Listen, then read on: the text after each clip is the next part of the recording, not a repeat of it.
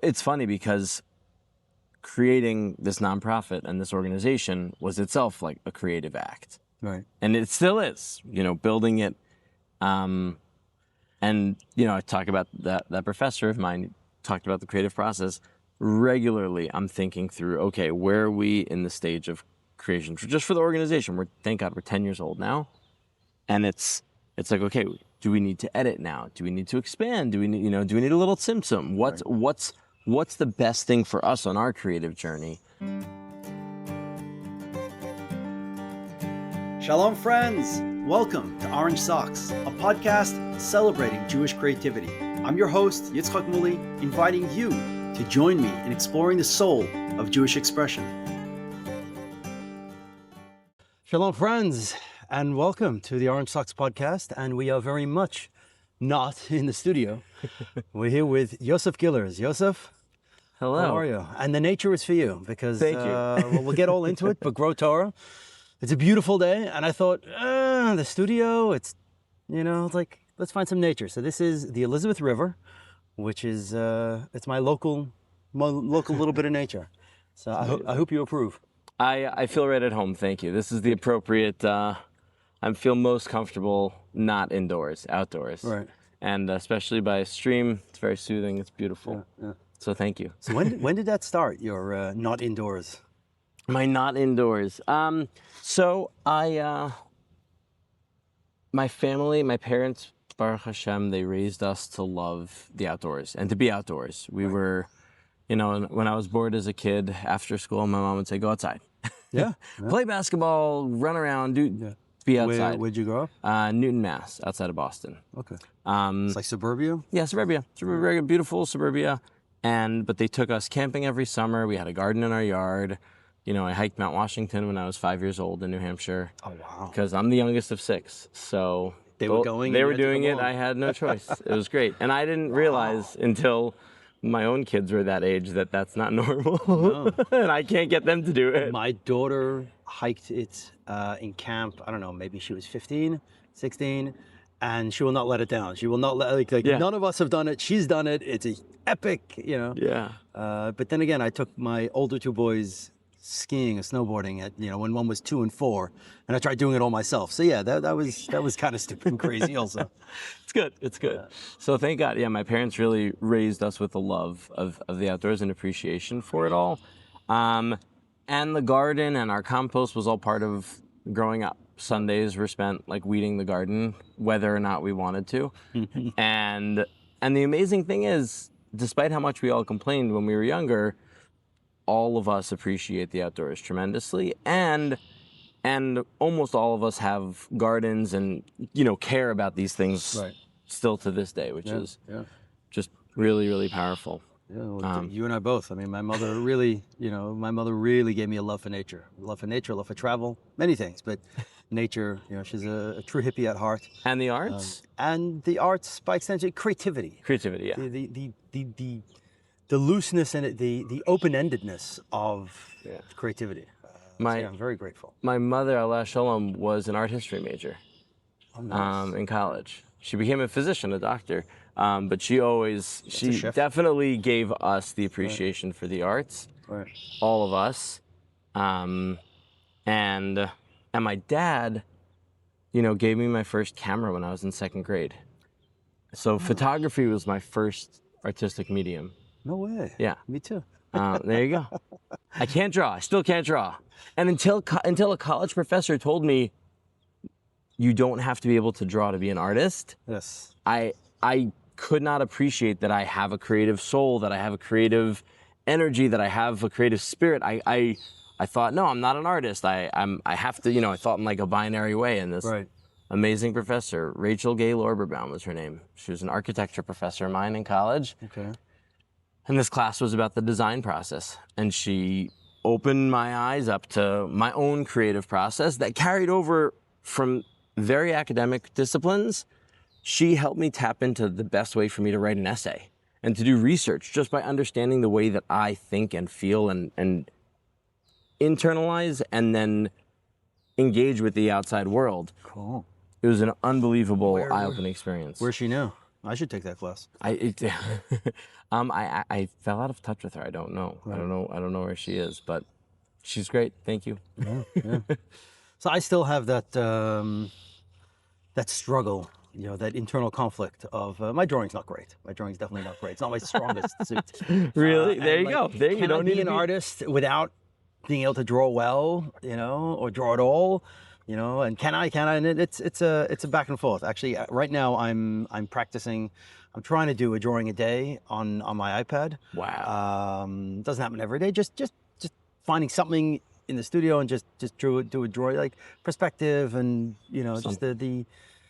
They say it's a trained muscle, and I pick it up, I let it go, and I pick it up, I let it go. But you're picking it up right now. So right now, today.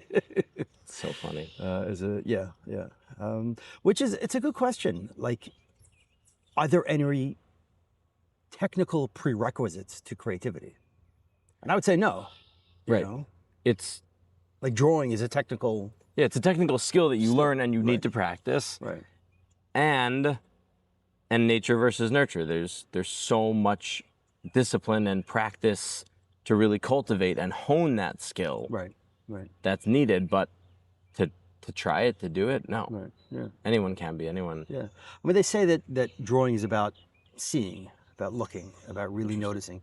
Drawing again, specifically? Yeah. But then that's photography. Right. I mean,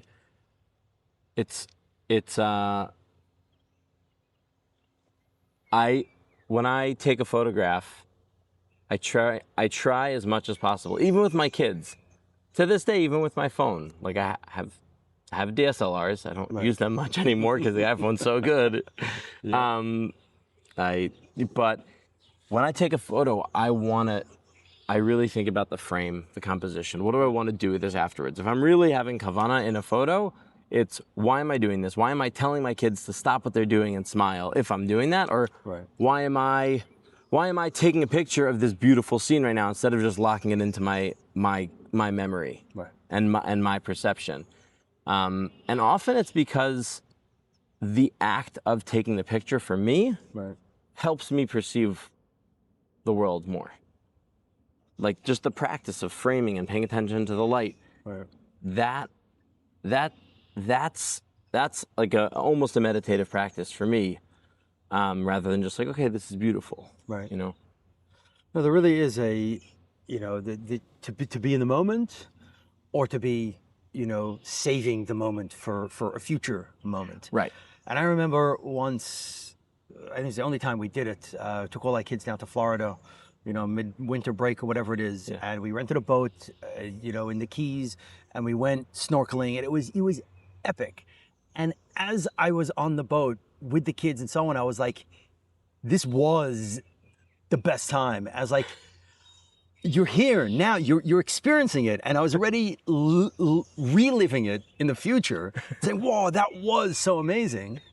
And yet I was right there. And I, so I knew how incredible it was. It was. That it was worth remembering, and like, totally. But was I not living it fully by being so busy trying to remember it? Well, so that's the crazy thing about photography, I think, versus other media for sure, is photography is something that everybody does, especially now with an iPhone or with a camera phone, that photography as an art is a different thing than just a snapshot, taking a picture. Right. But I experienced the same struggle to the extent that it was also snorkeling. It's my wife and I went snorkeling once. I haven't been before, I haven't been since. I have a GoPro. I could have taken it with us. But Dafka said, I want to experience this just for the experience. I don't want to be focused on getting the shot. I don't want to be focused on preserving this for later. I just want to be in the now. Yeah. And so in that sense, like photography very much helps me enhance my experience, but also it can get in the way if I'm too focused on it. And so, just living is also an art. As you said, what's the intent? What's the intent? What's the intent? So yeah, if you're snorkeling, you want to just be fully present in snorkeling and not, that's why at weddings you got someone else taking the photo. Exactly. And actually, one of the things that I need to do with my events that I do is, do I hire someone? Like, 'cause I try to capture it while you're doing. You can put the camera out there and do a time lapse, maybe, set it up beforehand. But yeah, I need someone else to you capture need a because photographer. when you're fully when you're fully immersed, you're fully immersed. yeah. But I do not make my living with photography. Right. Good. But I think my work is also about noticing. So I'm the. Should I say what I do? Yes. Yeah. So Okay, great. what is GrowTorah? So GrowTorah is a Jewish nonprofit. We're an educational nonprofit. We exist to cultivate a more passionate, compassionate, and sustainable future driven by Torah values. The goal is to help kids and help the whole Frum community and the whole Jewish community see Torah and experience Torah through nature. So like right here, we're sitting out here, Marabu Masecha Hashem. Kulam b'chachma sisa, the way that rivers flow through and the ecosystem that it creates. I want students to see that, feel that, experience it, and be able to speak the Torah around it and think it and really understand, like, oh, this is, whether it's halacha of like, oh, okay, there's interesting shilas of mikvahos when it comes to a river, or like, where's tchum, or, very practical nitty gritty or just the emotional, spiritual side of like, wow, we're two humans talking, but there's hundreds of birds having a conversation also right now. Right. And there's the Perik Shira, the creek, and the creek, exactly. So, and from that relationship to see nature through a Torah lens. So see Torah through nature, and then see nature through a Torah lens. Appreciate our relationship with nature and the environment, to understand we have an obligation to take care of this. This is beautiful, and we have to take care of it from a place of halacha. And it's, there you go, beautiful birds chirping away. There's so much there, and so our main work is school gardens. We do that. We can't build a forest at every school. We can't build mountains at every school, but we can bring a garden in, and with a garden you can see the whole life cycle. And not only that, but you really get the achrayos, the responsibility towards these creatures. We are now responsible for this ecosystem that we've created. We've got to balance what's in the soil so that the birds that come and eat the worms from here are not getting poisoned, chas v'shalom. Right. And we've got to make sure that everything stays in balance. It's a big job, and part of the struggle is the lesson itself. Feeling that challenge of, okay, we've got these pests coming in. How do we deal with it? We share that with the students for them to really feel it. So when did you start GrowTorah? I started, yeah. I'm the founder. Right. I'm now the co-executive director. I have an amazing co-director, Sarah Just Michael. And she lives in Manhattan. I live in Teaneck, her with her family, and I have mine, thank God. And we're based in Teaneck, but we work with 30 schools across 10 states, Baruch Hashem. So let's come back to the beginning. Yeah, What drove you to start it? What was lacking? What motivated you to want to do something like this? So it's actually like being here is reminding me of that, right? I was lucky enough, my parents raised us with a love of the outdoors, like we were saying before, and we spent a lot of time outdoors, and we were raised from and they raised us with that, but there wasn't necessarily.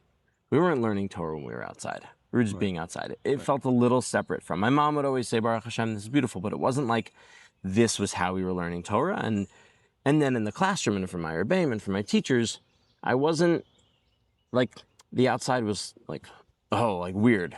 Like weird people do the outside.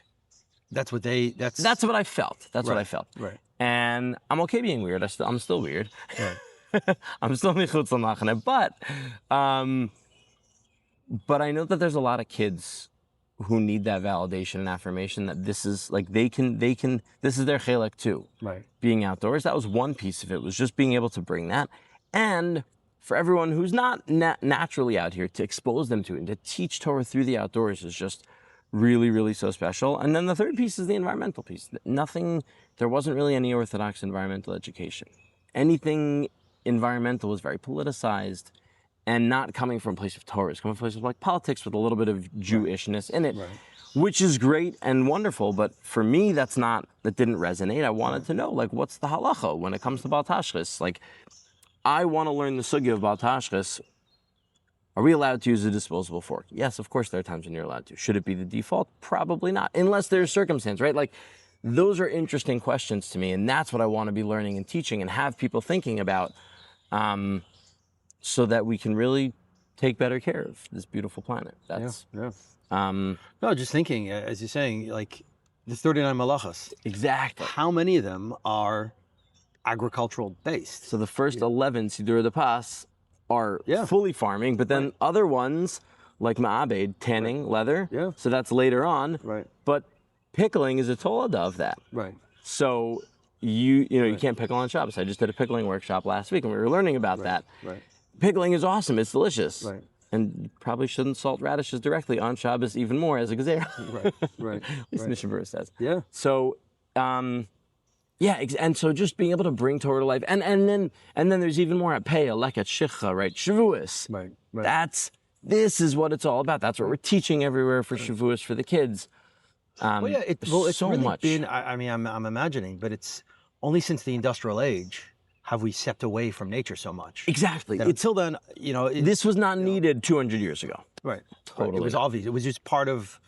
But we've disconnected from that, and I think there's other areas of Torah that we don't even know what the Metzias is, and so we're arguing, l'shem shemayim, but in like esoteric theoretical realms when it's like, oh no, that's just what plowing is. Right. So I remember my mother. The hippie. She would spin wool. So I don't know where she. No way. Yeah. So she would spin wool. So there was a fair. It's like a Boomer fair or something, and she brought her spinning wheel and she brought all her things to do a demonstration just as people walk by, and she had a bunch of chassidim. Langapayas, and they're looking and they're pointing in Yiddish and they're talking and they're because they've never seen it before. Exactly. They've never seen it before. And that's and Tova, okay. Right, and that's actual. This is the furry, hair directly off the sheep, and it's been washed, but it's just a mass. And then on the other side, it's a twine. It's useful. I can show you with some grass. Here, we'll get a live demonstration. Ready? Yep. This is how you make cordage or rope. Is it in shot? You're in shot, yeah. So you just twist and twist and twist. Right. Okay, you bring it together. It's just messy grass. Right. Now this will be pretty weak, and it's like very live, so it's not super live. Have you ever made cordage? No. There you go. So. Never heard the term. Yeah. So this is how you make wool. This is a malacha right here, and then this is fresh and this is super live, but you can pull it. It's got a lot more. Right. So it ripped, but with the tall grass, that was very fresh. With the tall grass. With tall, dry grass. So, taught how to make rope, and then you hang on a branch and do pull-ups. With grass. Right, with grass. That's right. It's, and not only that, but there's another added benefit when kids are making things. And this can happen outdoors or it can happen in the classroom also with like maker spaces and studios. You just feel a sense of pride and accomplishment that you made something, you did something. And that's also part of kind of the chinuch piece of it, is really giving kids I made this, but also then once you feel that gaiva, right, there's a vacuum for that. We need that, that's good gaiva, right? There's a vacuum that's missing. And then once you build that, then you can wrestle with that, oh, this is so hard. And right? I'm nothing, and really this is did I do this, or is this a Kadosh Baruch Hu? You can't even wrestle with that to strengthen your emunah if you don't have enough self-confidence in gaiva, the good kind of gaiva, to feel it. Like you need. So there's a lot of layers. Right. I think sometimes it feels like we're trying to do too much with the school gardens, but also we know too much lesson, too much theory. Exactly. So like in a because lesson, there is so much depth. We'll pare it down to like, okay, we have 5 lessons we want to teach because we're seeing these kids like once every 2 or 3 weeks, and they have 30 minutes in the garden. What do we want to cram in? And it's like actually sometimes less is more. It's like it's a true creative process of editing. Right. No, this is just Leket. We're gonna do the Leket obstacle course race that we've created, so that you understand what it's like to like carry the harvest from the field over to the storage unit, to the storage house. Drop some and say again. And drop. And then drop. Exactly. How much can you make without dropping? Okay, now you understand why this is a thing. Right. Now you've lived, you've experienced experiential education. Right. I understand what Leket is. Right. So, instead of okay, we're gonna do Leket and Peah and Shicha, and we're gonna talk about the barley and the bikurim and the Right. We have 7 lessons for Shavuos. You got to choose one at a time. Exactly. Yeah. So I'm thinking now that even just the fundamental, they say that a farmer has greater emunah, and the difference in Eretz Yisrael and Egypt. That Egypt, the water it rises from the Nile. The Nile it just a river, irrigates, and that's exactly. it. But in Eretz Yisrael, it rains. We rely on rain, which means we rely on God, and we rely on just that's a fundamental level of emunah. Exactly. Discussing emunah, not for money in the bank account, but like food on the table. But food. So food in the garden. I think you should do another thing of like the emunah track. You're not allowed to water the garden yourself. You have to just rely on rain. So in some schools, if the water gets shut off accidentally, we end up in the emunah track. Yeah. But actually, so we have 4 core values basically. If like thinking kind of the pedagogy behind it all. Right. Emunah is number 1. Right. Compassion for creatures is number 2. Right. Environmental stewardship is number 3, and tzedakah is number 4. Living tzedakah. So basically, any of those 4 values or categories, whatever we're teaching falls into one of those. Emunah is definitely the most common lesson we're teaching because you experience it. I read an article, I'm sure you're familiar with it, of that like growing a home garden is the solution to all of society's woes. Have you I've seen. So it's this idea that especially like the inner city but it's focus, it's doing work, it's long-term investment, for a payout at the end. Exactly. You're working, you're not seeing that result, but then when it shows up, it's not instant gratification, but you did it yourself. Like, these are my tomatoes. I grew these tomatoes. Exactly. And as Gemara says, Adam Rotza kav shalom etish kav shachaver, that this idea that a person will prefer one of their own vegetable, basket of their own growth than someone else's growth, 9 times someone else's growth. This is why we need a chavrusa. I didn't know that. Yeah, no, that's a beautiful Gemara. I hold on to it. Kav shalom kav shachaver. Adam Rotza kav shalom etish kav shachaver. Person would want. I don't know where it is. We gotta find. Go to Safari. You'll Absolutely. find it. But yeah, I talk about it all the time, and that idea of also a painting, right, exactly. your own creativity. I drew this. I did this. He drew it better. So what if he drew it nicer? I did this. I feel that pride. Yeah. Oh, absolutely. Yeah, it's funny because creating this nonprofit and this organization was itself like a creative act, right? And it still is. Building it, and I talk about that professor of mine. Talked about the creative process regularly. I'm thinking through, okay, where are we in the stage of creation? Just for the organization, thank God we're 10 years old now, and it's like, okay, do we need to edit now? Do we need to expand? Do we need a little tzimtzum? What's the best thing for us on our creative journey? And for me as the leader, right, when I don't ever chas v'shalom want to be stuck here or not letting go, right? We all have our tafkidim. Right. I want to know that when it's the right time for me to move on and hand off. I thank God I have an amazing co-director. Right. When it's the right time for me to move on, great. If it's the right time for me to stay as for however long, I want to stay. But I never want it to just be that I take it too far with the kav shelo, right? Right. This is my baby. Right. That's. Do you have a shemitah clause in the contract? There's you no get to take off every 7 years. There's no shemitah clause. No. There are cool sabbatical clauses people do. Right. With that, incentives of like my friend who works at a tech company. I think after 4 years you get a month or something. Okay. So 10 years. That's a while. I was thinking, have you seen fruit of your labor in terms of like children now who who are that much older? Have you gotten feedback? Have people shared how GrowTorah has impacted them? We have, in addition to the camp, in addition to our school gardens, we also have a farm camp the last 2 weeks of August. And that camp, just last year, we hit the stage and age of everyone where we could start to have counselors who were campers. From year one. In year one, there were 16 kids. Right. Now there's 120. Wow. Thank God. 60 kids in each session, 2 separate sessions. Baruch Hashem. And there's still spaces in week 2. Week 1 is sold out for this summer. But so them coming back to be counselors is itself a tremendous piece of feedback of, okay, good. Yeah. They and getting to see them teach was awesome. We have some yes and some no.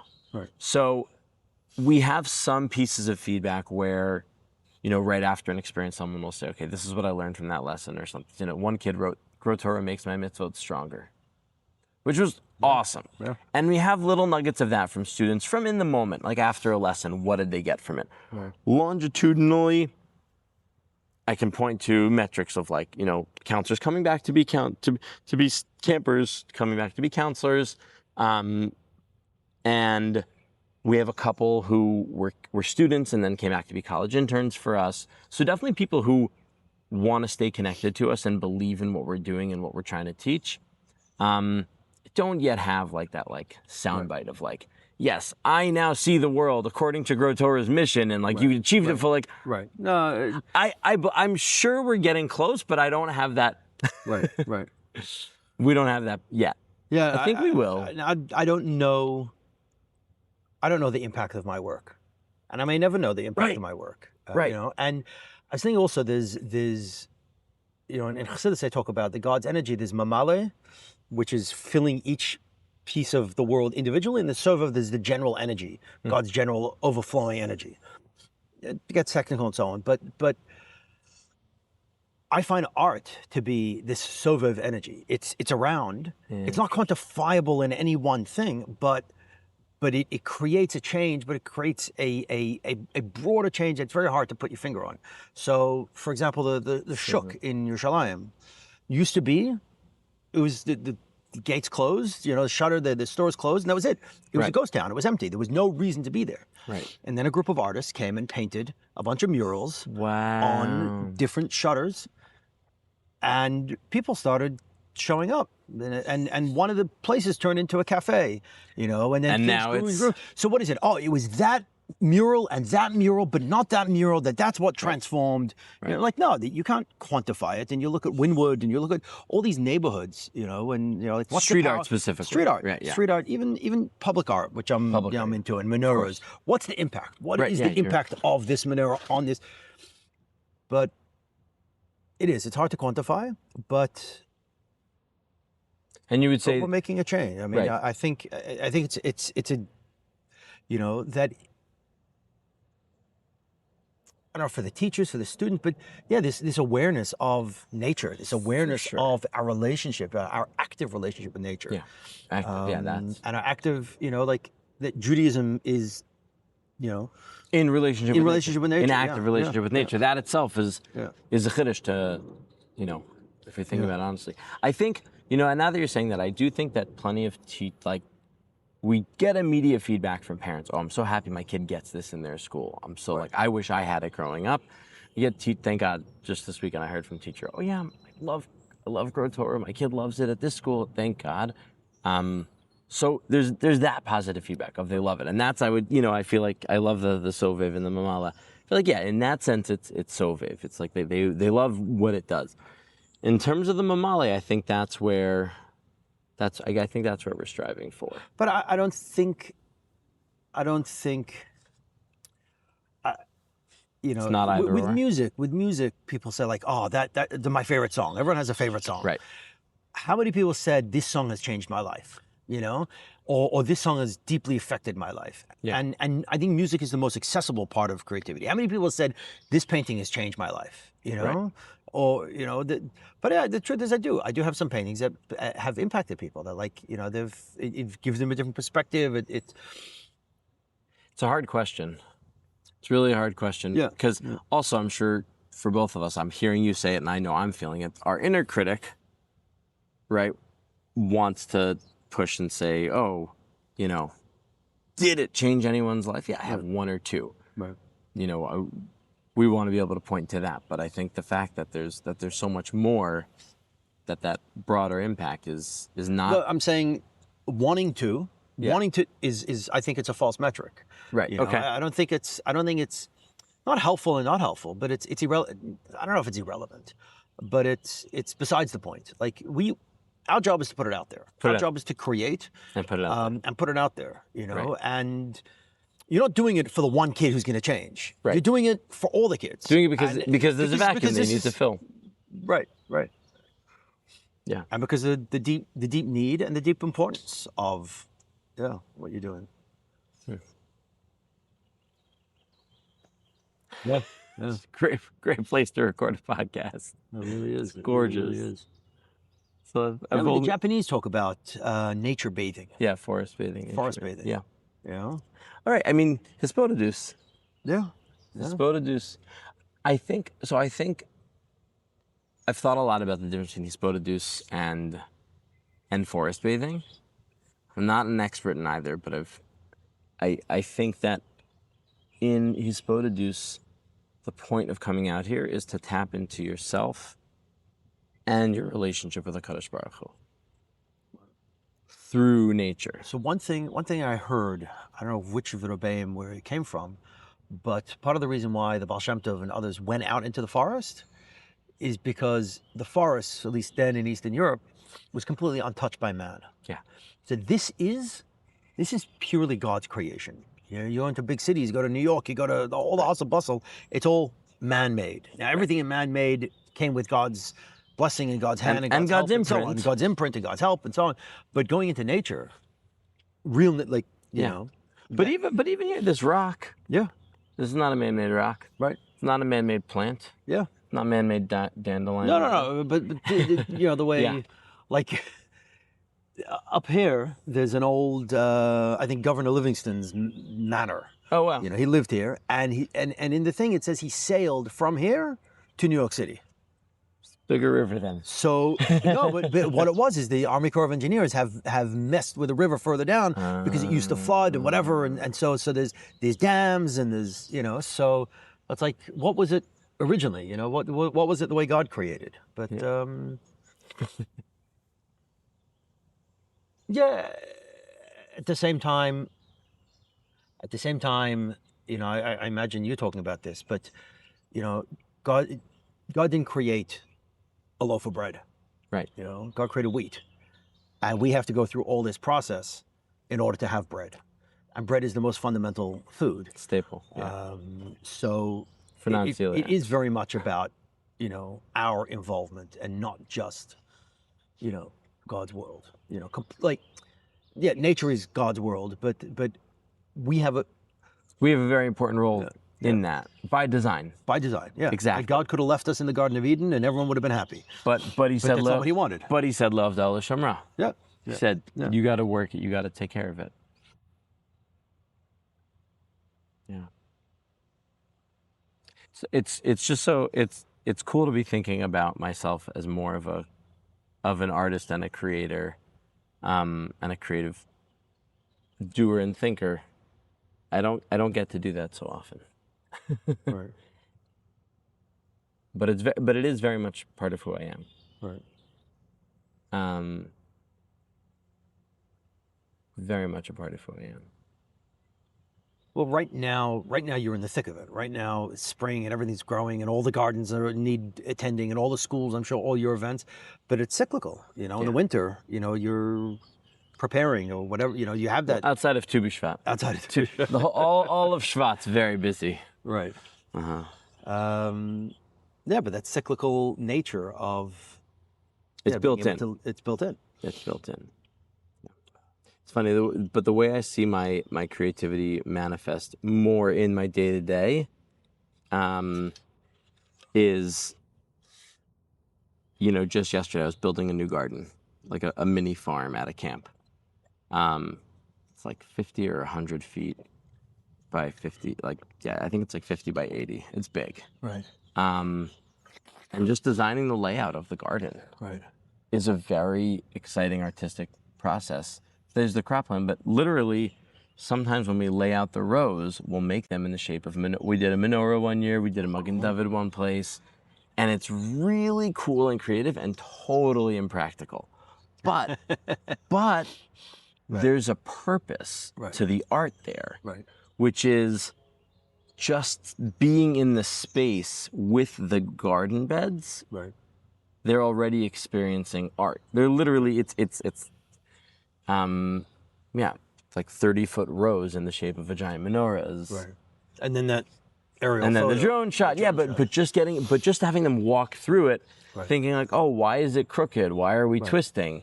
Right. And then I show them a layout, or I show them, a picture from the aerial. Whoa, that's so cool. We're in a menorah. We're in a Magen David right now. Right. Do you have it that I was thinking earlier? Do any kids get their own plant to nurture, or is it just it's a group garden? It's everyone together. Both. There is both. Like in the garden, we rarely will say this is my tomato plant. Right. Especially because on a given day we can have 100 kids cycling through the garden. So we're not. Sometimes we're planting 100 new veggies a day. Like last week, probably planted a few hundred, but. So in the garden, it's usually not. And that's really where we'll say, like, that's where we get to bring in some teamwork. Of like, we're all working together. Right. This class planted this veggie. We're going to fertilize it. Right. And then you're going to plant this thing. Right. And, or you're going to trim this, or you're going to pull the weeds out from this bed, but you didn't plant it. Right. We all rely on each other, which is also really valuable. Right. So there's a few different times where kids get to take stuff home that they've taken care of, that they've grown for sure. And if we do a planting, like a take-home planting activity of, like we have a few different versions of that, then they get to take it home and then it's theirs, for however long, which is really fun. But yeah, it's more of the collective group. Are kids part of the harvest? Like, is there enough time before school ends? And our whole crop plans, it's funny. Like people look at what we're growing, like, what are you going to grow in a school garden? It's like, okay, don't worry. we have like a whole succession plan. So we plant certain things super early in the season, fast growing and slow growing, so that basically at any time you walk into the garden, you're seeing every stage of growth. Some plant is at the beginning, some is in the middle, some is at the end, and everything in between. And we really lean into the seasonality of the crops. So like we harvested radishes 2 weeks ago that we planted right after Purim. In a bunch of gardens. Radishes are super fast growing. Beets can be fast growing. Lettuces, kales, those kinds of things you can grow quickly. Garlic is super slow growing. You plant it in October, but then it grows throughout the winter, which itself is amazing to get to see that, for the kids to see just marabu. So above the ground, you're seeing growth. And then in the spring you can harvest it as green garlic. And it kind of looks like a scallion, you eat it, like you chop the whole thing up like a scallion, but it tastes like garlic. So we picked, at one of the schools, we picked like 100 green garlics, donated them all to tzedakah. The kids got to taste a little bit of it, and then we donated them to local food pantries. That's like always, that's how we're, when I mentioned tzedakah. Right. But we had planted like 200 garlic in that garden. Right. So they picked 100 as green garlic, and then they left the rest to grow all the way until July when you harvest the bulb. As like the full, classic garlic bulb. So we get a lot of creative. We kind of maximize the production as much as possible. Right. So that they're getting the whole cycle. Right. And the spring garden looks different from the fall garden, and places with camps will use it in the summer, so we get that whole piece also. Right. Yeah, they get the whole so it's not just throwing paint against the canvas. Well, neither are you. And no, it's not just throwing seeds in the dirt. Yeah. Not throwing seeds in the dirt. It's not just throwing seeds in the dirt. Yeah. Nice. Anything else that we should cover? Connected to creativity, growth. I have a lot of other creative hobbies. Your own creativity. Yeah, my own, separate. Like I love building things and like projects around the house. That's just, I feel also kind of part of the same part of my neshama. And the coolest medium that I've ever worked with is glass.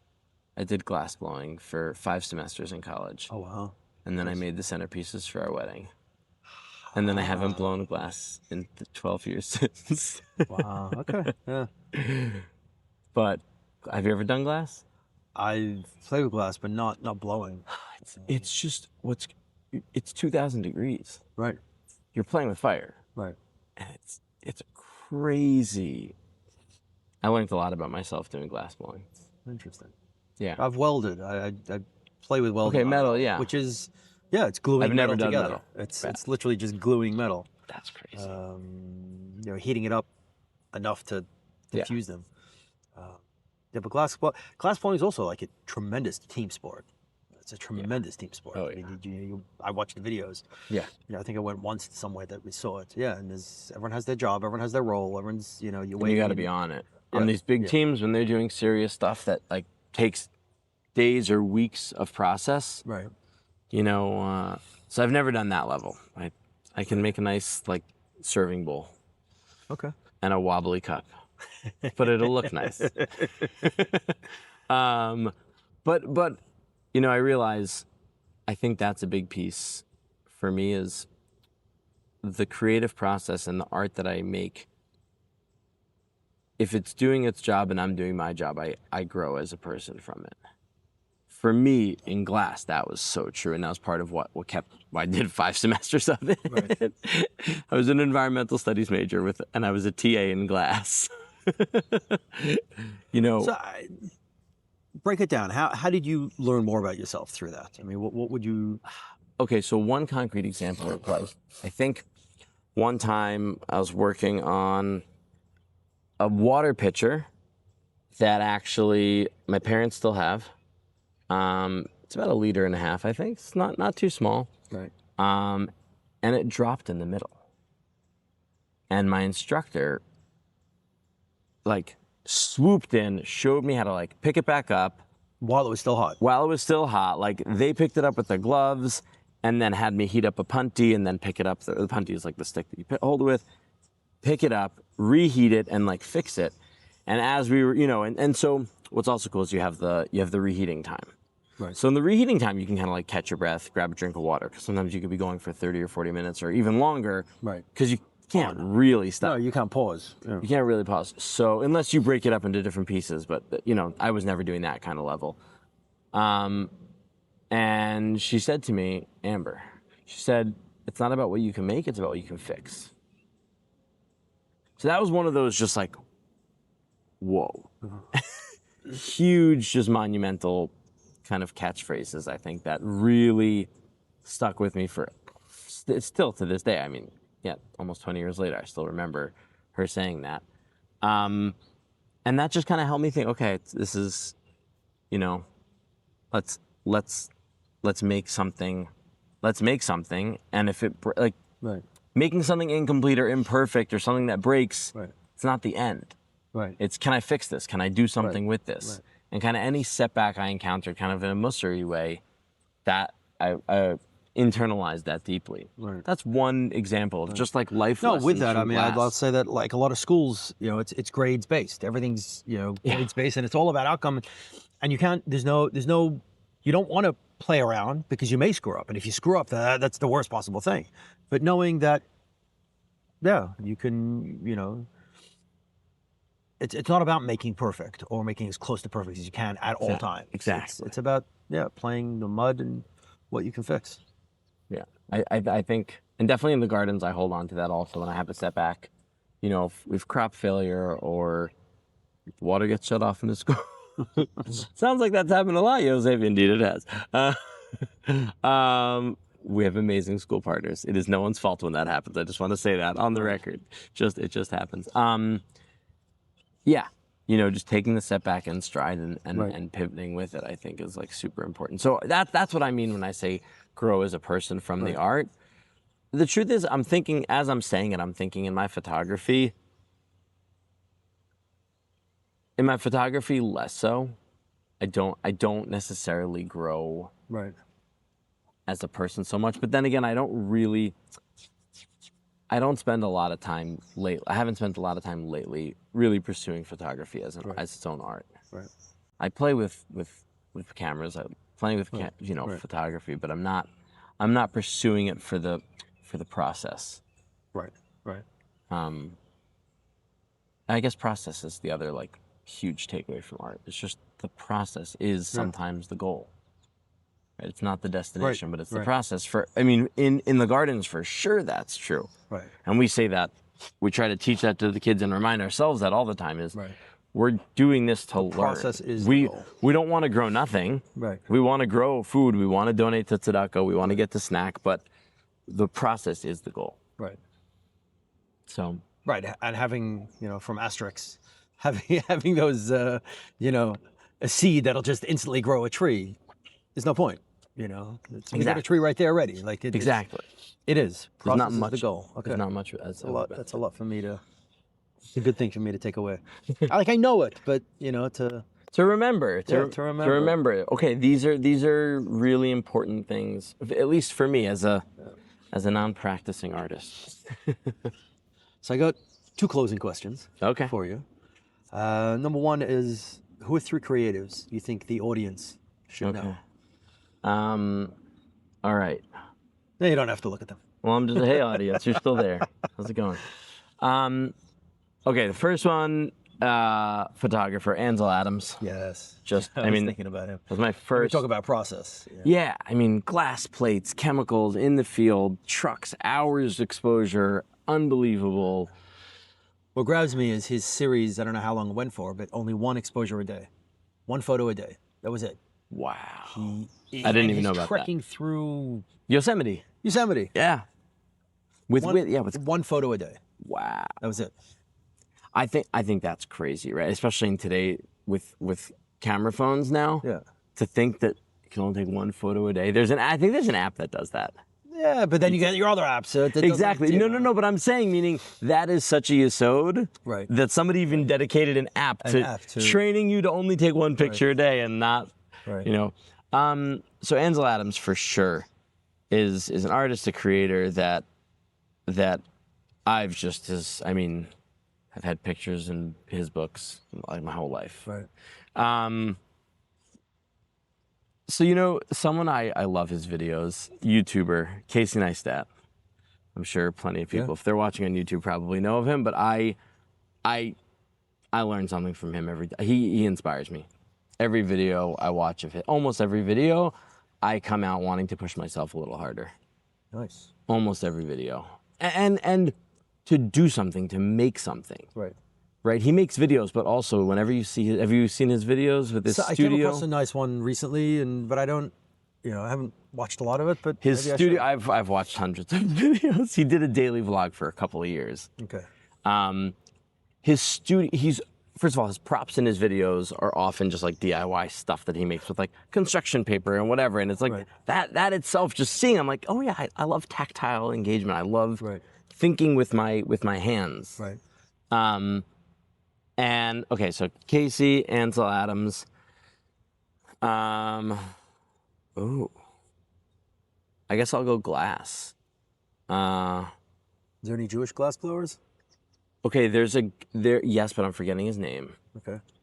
I think he was in Baltimore. He was a student of Dale Chihuly. So I was gonna say Chihuly, like, you know, one of the most famous glass blowers, if not the most famous glass blowers. His forms and his style and his art just really, again, he was the first glass artist I ever heard of, so it's not some like niche artist, but so much of the glass that I love to see and appreciate and make is inspired by him, has his imprint on it. And there's a Frum guy, I think he's in Baltimore, who was a student of his. Oh, okay. I'll try to find it and put it in the show notes. Yeah. Nice. So those are, okay. Ansel Adams, Casey Neistat, Dale Chihuly.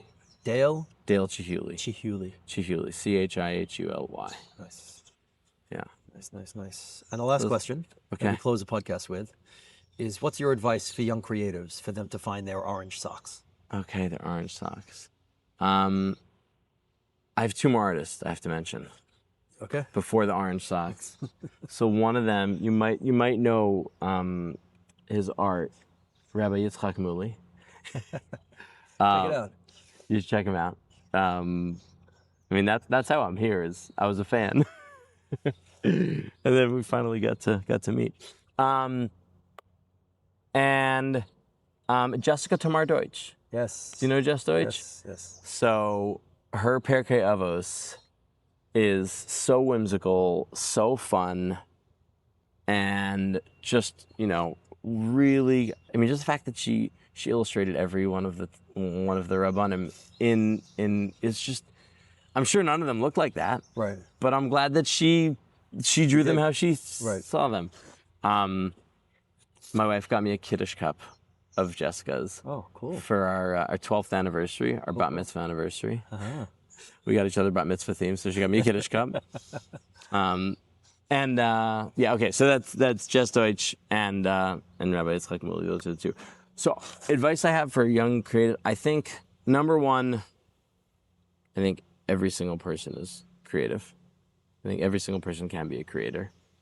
And that can look and feel and sound very different to a lot of people, but I think that's the first thing is you're not all the same. Right. You don't have to draw to be an artist. So if you can't draw, it's okay. My 9-year-old's great drawer. Right. Great drawer. Better drawer than me at this point. Right. And just start making things. Start making things. And the last thing, debrief and process. After you make something, give it some time, Right. but then come back and look at it and see, what could I do better? What do I like about this? What can I do better? Self-critique. Right. And make sure that there's praise. Make sure that you praise yourself, because there's definitely something beautiful there. Right. It might not all be beautiful. Right. Yeah. Oh, that's another thing I gained from just studio time in college was the critique and the constructive feedback. Right. So valuable, I think. Yeah, getting other people's opinions. Get other people's Other people's opinions. perspectives. And- it's not even opinions. And making yourself, an unof to receive it, to hear the feedback, to know this isn't perfect. And Right. just because it's not perfect, just because someone has feedback doesn't mean that I'm bad or that this is bad. Right? It's not binary. We can always be perfecting and getting better, so we should always be open to feedback. I think the world would be a much better place if we could all give and share tochacha much more, that it doesn't have to be tochacha. Right. Feedback. Yeah. Just feedback. So yeah, I think, feedback, process, just start making, Just start growing. Throw a seed in the sand. Throw a seed in the soil. Just make sure it's not invasive. And that it's not illegal. I'm looking at all this knotweed over here that's super invasive and taking over. It's like, don't plant knotweed. All right, Yosef. Thank you so much. תודה. היום נעשה משהו בלתי נשכח